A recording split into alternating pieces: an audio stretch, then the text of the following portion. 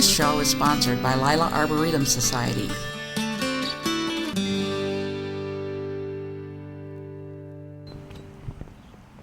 Hello, I'm Master Gardener Vi Gogol, and we're on the Battle Creek Garden Tour, and we're at the home of Jenze Ingraham.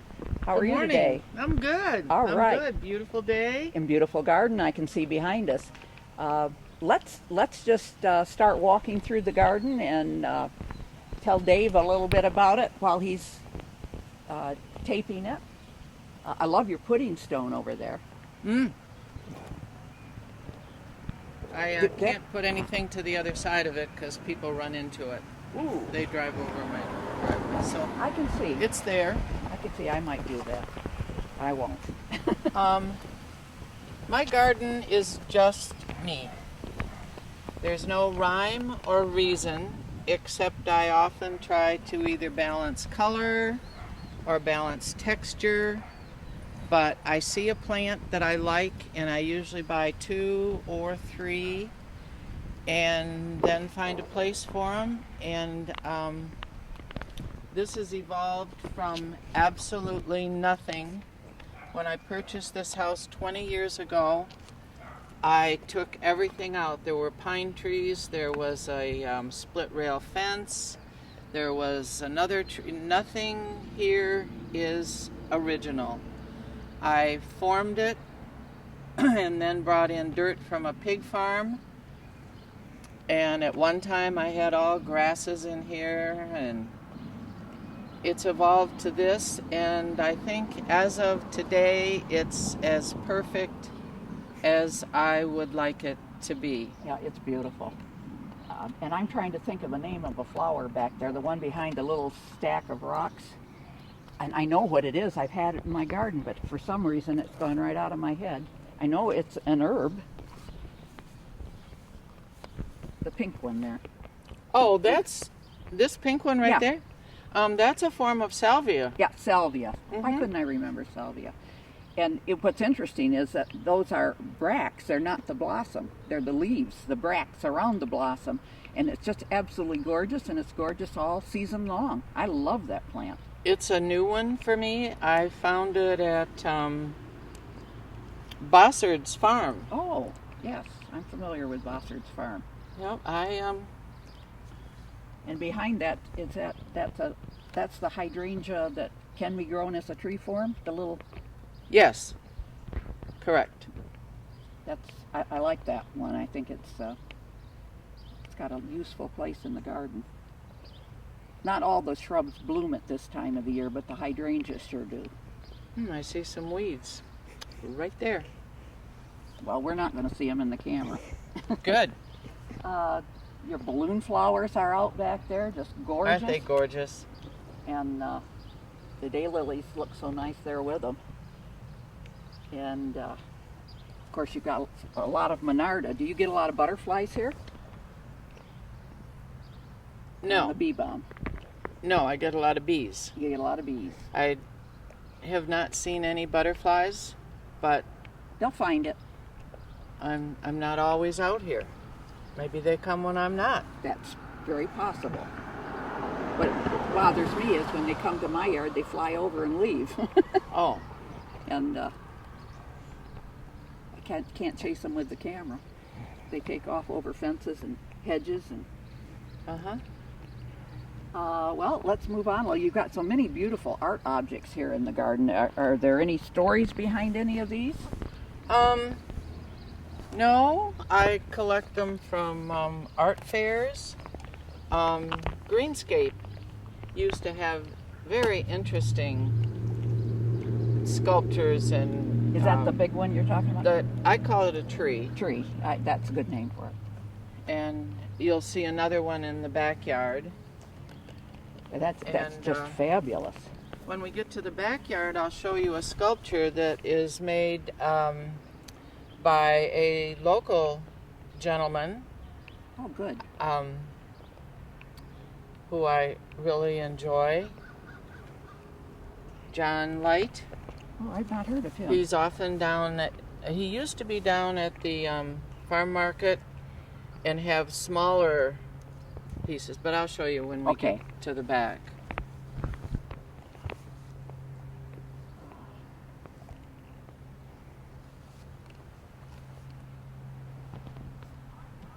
that looks familiar to me, but I'm not.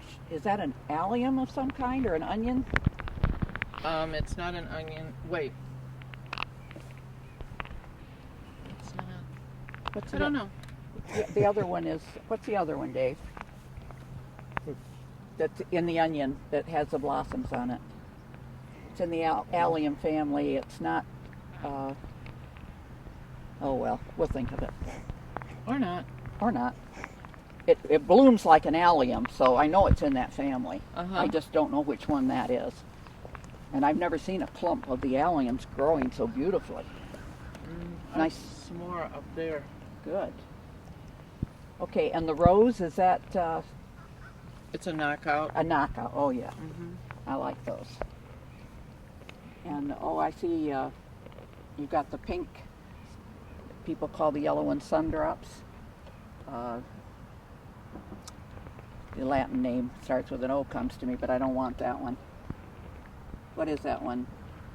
Dave, you got an idea? I could tell you if you hadn't asked me, because I have pulled out hundreds and hundreds and hundreds of those. They spread, yes. But they're pretty. I like the pink one. And the other one's yellow, and it looks just like the yellow one.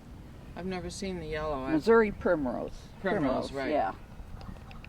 I just took myself on a drive down through southern Illinois and down that way where they grow, and then it came to me. There's so many I often draw a blank. And did we decide this was Vera Jameson? I don't know if we agreed on that, the sedum. I know what you're talking about. Could be. I know they're hard to find because I had one and I've tried to find another one and finally did, but had a very hard time finding it. So it's. And this little blue-eyed grass, I see one little blossom on it. Yeah. That's one of my favorites, and I think mine's all choked up with weeds and grass. Oh, let's see, what's down this way? Oh, the variety of that I think is bonfire.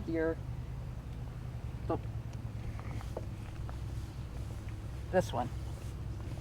Yeah, and I usually can remember that too because it's one of my favorites. Yes, they've come out with so many new varieties of that. It's not a euonymus. No. I'm trying to think of what the name of it is. It has two words. Okay. Dave can put it on the screen. We'll figure out what it is. Okay, and next to it we've got that's a long blooming flower. Veronica? Is that a salvia? Salvia? Yeah. Because it's still blooming, and there's some already finished blooming on there, so it's got a nice long life. And coreopsis next to it.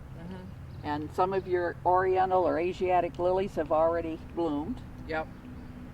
But the daylilies are coming on. That's going to be spectacular. And look back through there, Dave, with the hydrangeas and that other plant I couldn't think of yesterday or the other day. Tansy's there. The what? Tansy is the pink. Tansy is pink. Okay. And that one that's right there in front of us, the variety name is Painter's Palette, and that's all I can remember. And I have both of them in my garden, and I can't remember the name. And there's a darker purple one back there that's in the same family. Not Agapantha, No? because it's Agapantha that's back there. Oh, that purplish leaf one? Yeah. Oh, okay. And so is this white one, or the greenish yellow one to the front, The one that's behind the coreopsis. behind the oh, and that's the one I thought was Painter's Palette. Was a variety. I'll have to do some research on those when we get through taping. I got my book in the car. That's fine. There's beautiful sculptures here too. And you know, some people overdo it in their garden, but this is just really stunning. Well, thank you.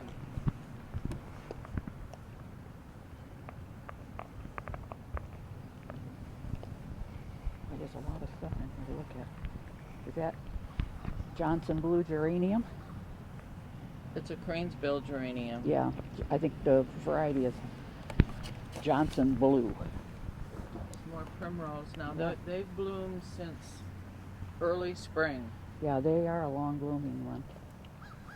A lot have been pulled out because they were done, but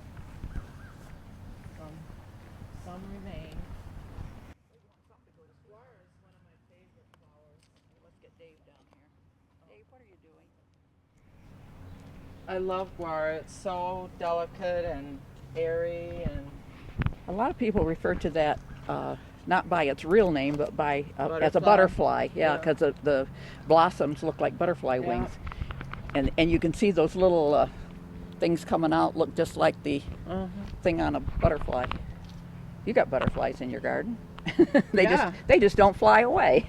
yeah, this one is blooming a little bit later than the other. It's just beginning to bloom. The phlox up here. God, it's a beautiful color. Isn't that pretty? As you can probably tell from my garden, I like purples and pinks, and I throw in some yellows just for contrast sometimes, but But you know, I think you've got my color palette here in the garden. I don't care for the orangey yellow too much. That one that it kind of clashes with the pastel colors to me. And I like the purples and the blues and the pinks. And this looks like a new variety of foxglove. it is. Exactly. Boy, that's pretty. Where did you find that? River Street. River Street. Okay, I haven't been there yet this year. And all the rocks and the driftwood, see all the big rocks around and throughout the garden, they were all here buried and hidden when I bought this place. This was all those nasty crickery shrubs, and there was a big hedge along there and 6 pine trees, and when I cleared everything out, I found this beautiful piece of driftwood, Oh, that is beautiful. and all these gorgeous big rocks were just hidden amongst everything, and so that's where all the rocks in my gardens are from here. They were all unearthed. That's nice when you can find something like that can go into your garden so beautifully. Dave, take a look over there at the garden and look at her collection of coral bells. Isn't that something over there? All the different colors. I kind of collect them too, but I don't have them all together like you do, and I think that's something I should do. That's a new configuration for me this year. I had some coral bells there, and there were some other things there, and I pulled all the other stuff out, and I trimmed and just focused on coral bells. I've taken probably over 25 garbage barrels of plants that had gotten too big or that I didn't want. I've taken, way over 25 barrels out. Just ask the garbage men, they can tell you. I can't remember the official name of these rock sculptures. These are new this year. I got them out at Southern Exposure. Yes, and there was a home in Marshall 5 or 6 years ago where they had made some, and I can't pronounce the name, so I can't help you. I don't even remember the name. I think it starts with a C, but that's as far as I get. Okay, well, I think maybe we should look at the backyard. Okay. And he built this planter for me last year because I love to grow sweet potato vines in here and coleus. And as you can see, I used an old bed frame. Oh, yeah. I've run out of walls in my house to decorate, so I've had to move to the outside, and so you'll see things tacked to the siding or just sitting in the garden. This is the nicest display of sweet potato vines that I've ever seen. And the purple one, a lot of times they don't grow lush, but yours are growing very lush. Oh, they'll be huge by the end of the season. Ooh, that's really pretty. I think her name is Lynn McMillan. Did that. And then when you get to the other side of the garden, you'll see And that's a bench. that's a bench. You can actually sit on it. Oh, that's nice. The decorations around it are really nice. And there's more butterflies in your garden. Yes, there are butterflies in my garden. They're here all the time. I just don't understand.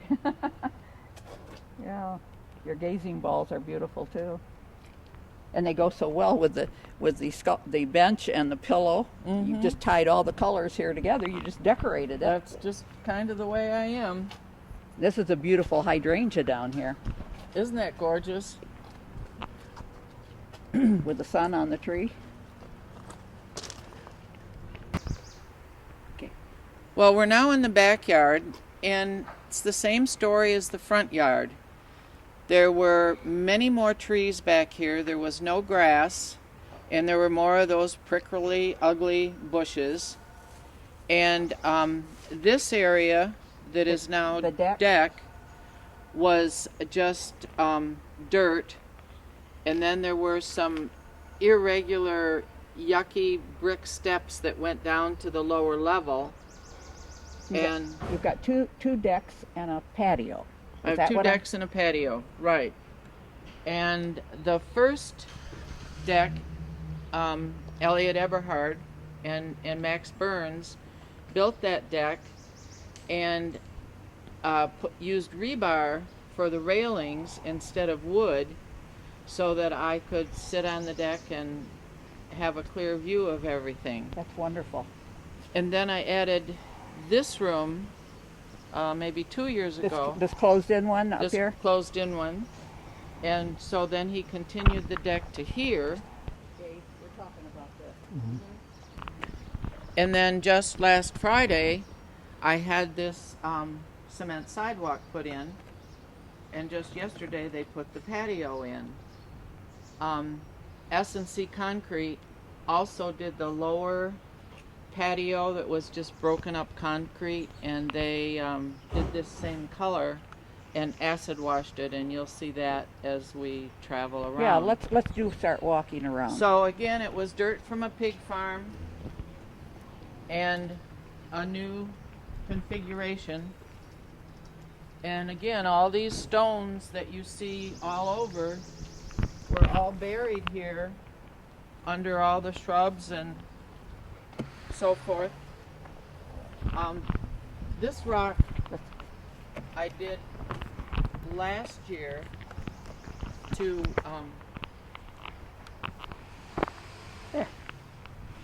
border it, and again, all these cobblestones were somewhere on the property, and I just put them all together. That's so nice. I love the stones, but it's so nice that you got them all on your own property. Yeah, and the gazing balls are in pots actually, because I travel a lot in the summer, and I don't usually put annuals in because they don't get watered and they die while I'm gone. So I decided that I would put gazing balls in those pots. That gives you the color. But because of the garden tour, I have some annuals in this year. A lot of people, not a lot of people, there are a few people who take advantage of being on the garden tour to do all the projects that they'd wanted to do for the last 10 or 20 years. And they get a little overwhelmed when they do that. I'd rather they'd let us see it the way it is, because we liked it, and then come back in 5 or 10 years and do it again. Well, I can't. The perennials were all here, and I thinned them the way I would always thin them. Uh-huh. Well, I can see that your garden is well established. It's not like it's been put in brand new. Right. Okay, there's a yellow bench over there with some pretty cushions on it. I don't know if, here's one behind me that I missed. Dave found that one. That one's gorgeous. Well, that's a headboard too, if you look carefully, but there's a metal screen behind it, which again was from Greenscape, when they sold all those wonderful kinds of things. And I just put the headboard in front of it and put some wood on it and added pillows and called it good. Okay, well, The cement sculptures that you see are from Southern Exposure. Yep. I have Southern Exposure in my garden too. Usually you can pick it out and know what has come from there. Mm-hmm. They have a nice selection out there. And you probably noticed that I decorate trees because, as I say, the inside of my house is full, so I've had to move to the outside.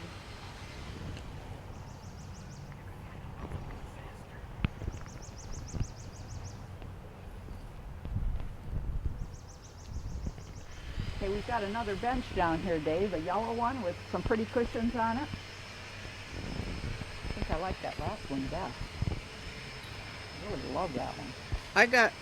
I got that idea to paint that after I saw the green one Uh-huh. at the art fair. And I asked Lynn, how did you do that? And I did that one. I like that. And you know, it brings out the color of the foliage Mm-hmm. on your shade-loving plants there. And the hosta right in front of it is, Perfect. yeah, it just, I don't know that you would notice it, the hosta, as much if that bench wasn't there. Oh, the daisy balls are fantastic.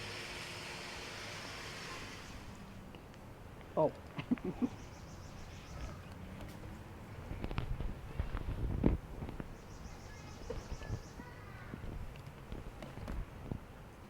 Okay, there's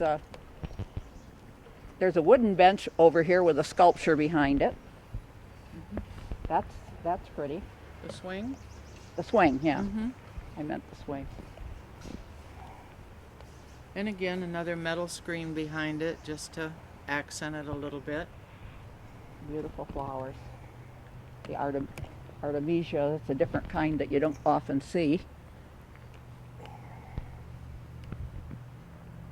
And there's another one of those new foxglove. Uh-huh.